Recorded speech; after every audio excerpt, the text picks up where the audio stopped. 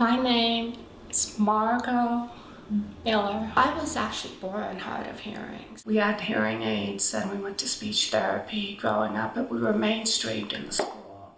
So we went to, public schools. My parents divorced when I was, just after we moved here to Colorado, so 5, 6 years old, somewhere in there. And so I was raised, my brother and I, we were raised by, a single mom.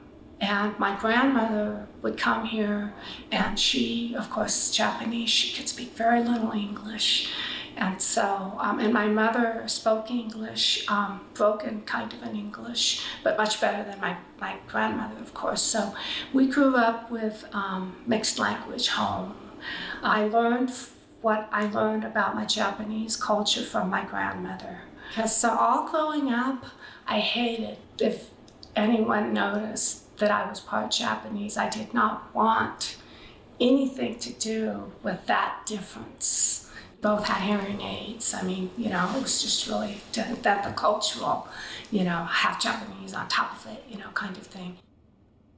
And then until my mother passed, and then I spent a couple years there, when I started thinking in Japanese, really adopting the language as my primary, way of communicating and perceiving the world, I felt more Japanese. After that point, I finally embraced being Japanese American, or, American, whatever.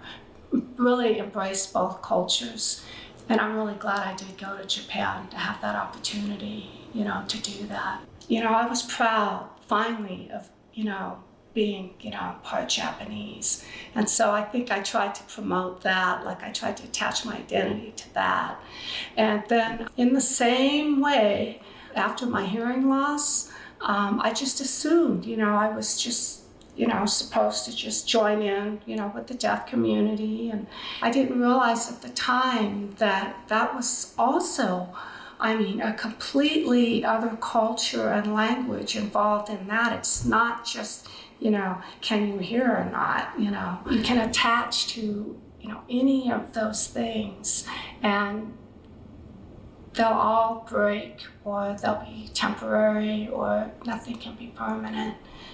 So you have to attach to God, then that's eternal.